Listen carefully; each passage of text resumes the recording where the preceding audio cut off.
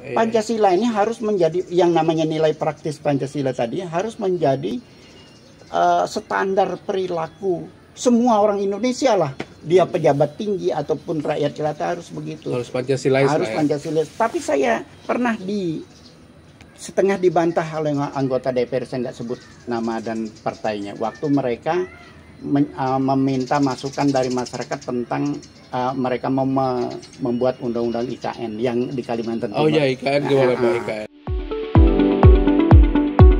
Selamat datang di New Perspective.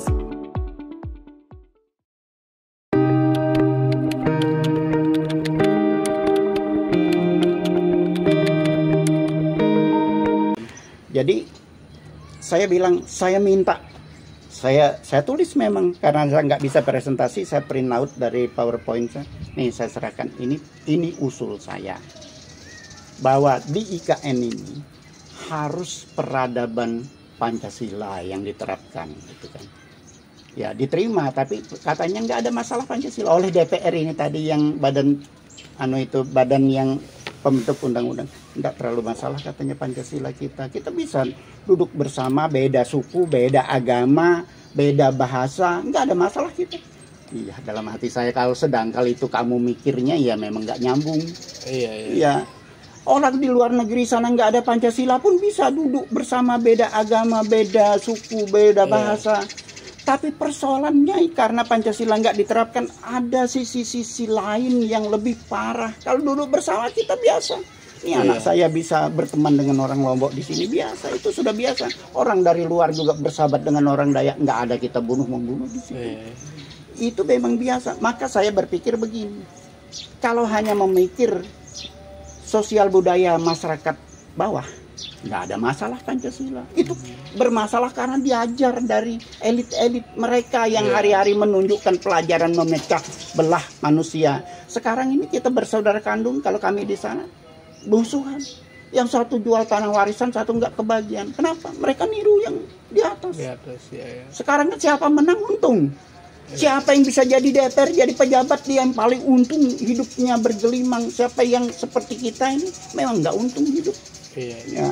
Jadi masalah Pancasila justru harus merubah mindset, merubah perilaku para elit penyelenggara negara. Praktiknya lah yang penting. Iya, supaya mereka masyarakat. Ya, kalau masyarakat kalau bilang, kamu nggak boleh begitu, kita ini sudah Pancasila, apa berani nggak?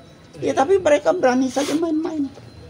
Nah, kembali kepada IKN Pak. Bapak sendiri setuju dengan IKN ya, pemindahan ibu kota ini? Iya, sebenarnya saya paling setuju, walaupun akhirnya masalah pasti banyak. Cuman maka itu tadi solusi yang saya sebut.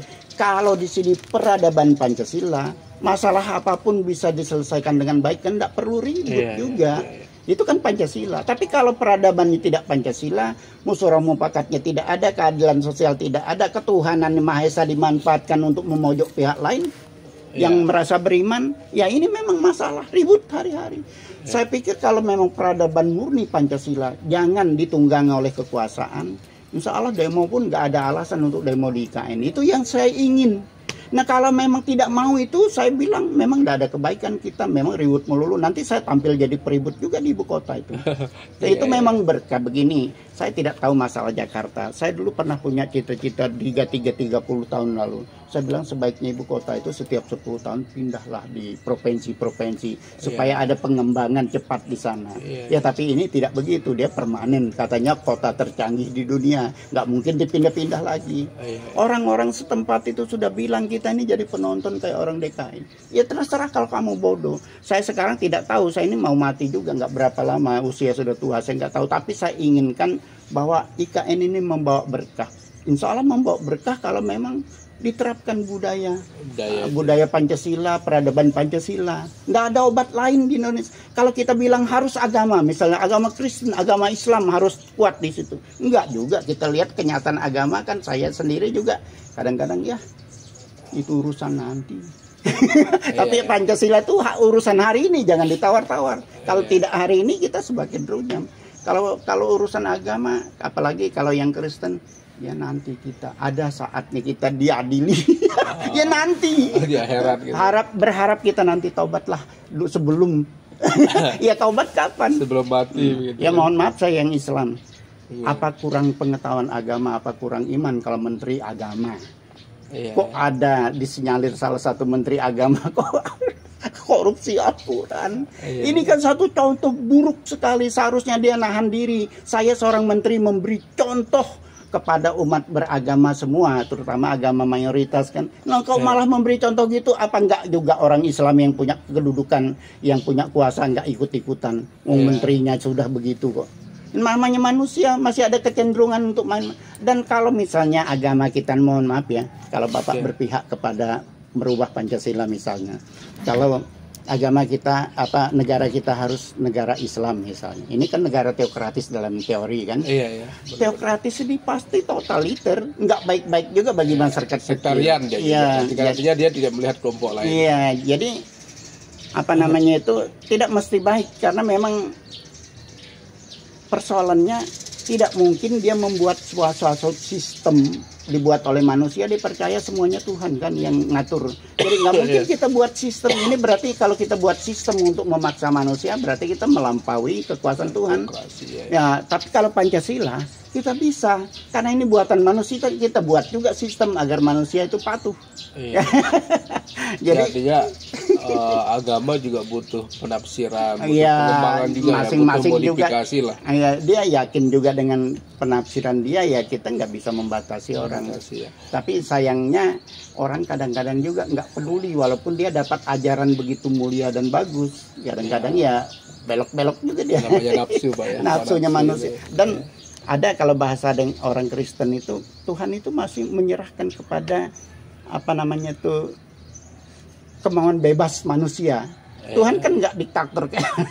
Jadi ada kemauan bebas namanya. Ada alirannya juga. Ada yang kadang-kadang pasrah sama Tuhan, ada yang bilang wow, kita yang punya kekuasaan sebagai manusia begitu. Jadi terus Pak, ini sedikit lalu Bapak melihat apa kelemahan-kelemahan dari pemerintahan Jokowi yang perlu dibenahi dengan usulan Bapak ini bahwa ingin kembali menegakkan Pancasila ini? Apa kira-kira apa? Ya, saya tidak terlalu memikir soal kelemahan dan kelebihan, karena memang semua manusia akan rata-rata ada kelebihan dan kelemahan. Menurut saya sudah bagus program Nawacita, program revolusi mental, ini sudah bagus. Cuman saya juga menyelidiki di daerah-daerah, sudah ada nggak gugus tugasnya melaksanakan? Nggak ada, kan ada gugus tugas, ada menteri, keterlibatan menteri-menteri, tapi kan nggak ada ceritanya di daerah-daerah, berarti kan nggak terlaksana sampai ke bawah.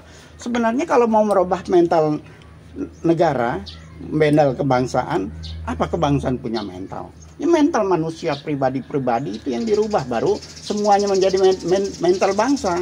Nah, kalau merubah mental bangsa lalu nggak merubah mental pribadi-pribadi orang Indonesia, apalagi para penyelenggara negara, yang nggak ada mental nasional itu. Jadi tidak ada kelemahan, cuman itu tadi saya lihat kelemahannya kalau masih kekuasaan yang ngatur, apalagi ini nanti program jilid 2 ini sampai 2004, berarti sampai berakhir masa Jokowi. Habis itu ganti presiden, kira-kira lanjut apa enggak? Padahal ini tadi kan belum ada, belum tuntas. Nah, jadi selama program itu masih menyerahkan kepada kekuasaan yang ngatur, selama masih menyerahkan kepada kesadaran individu manusia, saya tidak yakin itu bisa berjalan baik. Ini semacam kelemahan yang masih ada di Jokowi. Maka kita minta, kalau memang ini sudah kompak seluruh tanah air beri dukungan, ya kita datang ke presiden. Ini kami minta didekretkan supaya kita menegakkan Pancasila secara murni dan konsekuen, bukan hanya retorika, bukan hanya pencitraan. Yang ngomong Pancasila di permukaan itu hanya retorika dan pencitraan. Wacana elit. Ya, elit. Jadi nggak pernah mereka menyebutkan solusinya begini agar bisa jalan. Kita buat solusi itu, dan kita sediakan sistem. Ini sistemnya sudah jadi. Draft undang-undang kan perlu berubah, undang-undangnya juga macam-macam undang-undang yang ada itu kan banyak yang menipu rakyat itu harus dirubah. Kita buat drafting undang-undangnya, nanti baru lahir undang-undang baru yang sesuai dengan Pancasila. Ini pertanyaan terakhir Pak, bagaimana Bapak melihat wacana yang dimunculkan oleh sekelompok elit yang menginginkan Pak Jokowi 3 periode, tadinya beliau ingin nyalon lagi. Kalau kemarin kan ada penundaan pemilu, ya, tapi kayaknya berat. Nah, ini ada wacana 3 periode. Iya, jadi manusia bisa saja buat alasan. Saya lihat alasan itu masuk di akal saya. Tapi kalau alasan pelanggaran konstitusi juga nggak benar banget. Berarti kita merusak juga konstitusi kita. Tapi untuk hari-hari ini apapun bisa dibuat manusia menjadi alasan. Yang penting dukungan ada. Itu celakanya. Dianggap Desi itu sudah memberi dukungan sepenuh-penuhnya. Kan? Ya, tapi itu apakah memang persatuan ya, anggapan saja atau bagaimana, kita kan nggak tahu pastinya. Tapi dari suku Nusantara nih Pak, sebagai ketua, Bapak melihat apakah memang ideal nggak Indonesia ini, kalau dalam pikiran saya Pak ya, ini kan kita ini negara berkembang. Selalu apa ya, ketika ganti presiden semuanya berubah, sehingga kita selalu memulai dari awal lagi begitu, tidak pernah mengembangkan program presiden sebelumnya begitu. Jadi nggak nyambung. 5 tahun itu cuma buat program, nggak sempat melaksanakan. Gitu. Makanya kalau mau ya presiden itu ya panjang-panjang lah, tapi jangan karena dipilih kembali. Tapi itu bukan masalah bagi saya. Yang penting mungkin harus dibuat aturan presiden yang baru sebelum selesai. Artinya prioritas dia menyelesaikan program yang lama. Presiden yang lama. Kalau itu sudah sebagian besar tercover, baru dia buat program baru yang nanti akan dilaksanakan lagi oleh presiden yang akan datang. Tapi saya nggak mau tahu itu, bahwa saya lihat ini memang diciptakan menjadi kegaduhan karena mereka suka gaduh aja soal politik ini. Gitu. Jadi politik hanya untuk kegaduhan, nggak pernah untuk membuat masyarakat itu lebih baik dan sejahtera. Bahkan di dalam pilihan langsung masyarakat diperalat untuk bisa bergaining politik, untuk suaranya bisa dibeli untuk mendudukkan seseorang. Ini nggak baik banget, nggak mendidik banget, juga nggak baik hasilnya. Jadi soal presiden saya sebenarnya tidak setuju. Apapun kesulitan menimpa negara ini, namanya sudah diatur kalendernya, ya jangan dilanggar. Jangan dilanggar. Tapi ini sebenarnya banyak orang yang menyadari, tapi elit-elit itu yang menyuarakan karena mereka mungkin ingin apakah ya tadi supaya eksis dia lebih maju, bahwa saya punya pikiran cemerlang. Nggak tahu pikiran cemerlang itu bisa dihujat orang lain. Sementara 10 tahun ini belum banyak progres. Jadi, kecuali mungkin seperti presiden Rusia lah. Dan mereka kan sangat surplus ekonominya. Indonesia ini ekonomi masih tertati-tati, BBM naik terus gitu ya. Jadi kalau sebenarnya Jokowi saya nggak ada cap yang terlalu buruk karena dia merakyat sekali. Jadi tidak ada menurut saya. Cuman kan Jokowi tidak berjalan sendiri.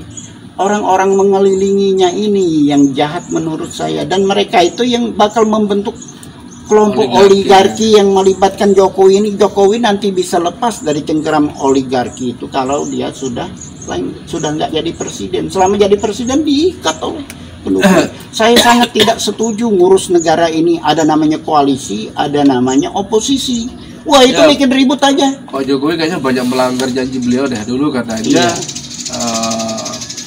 menteri tidak boleh kedua partai. Sekarang ada lagi nggak konsisten juga. Jadi ini memang pengaruh. Saya anggap memang pengaruh bisikan dari orang-orang yang ngelilingi dia, karena dia ingin supaya dia didukung oleh semua partai kalau perlu gitu, kayak zaman Soeharto dulu kan. Jadi artinya Jokowi mungkin masih ada janji, tapi bisik dari orang-orang yang kroni-kroninya ini yang membuat, dan mereka itu berpengaruh sekali. Jokowi paksa tidak bisa apa-apa. Oke pemirsa, saya kira itu dialog kita dengan Bapak Ketua Kepala Suku Nusantara, Bapak Dr. Eli Sason. Banyak sekali perspektif baru yang kita ambil dari analisa beliau. Terima kasih banyak, sampai jumpa di acara New Perspective selanjutnya. Terima kasih Pak.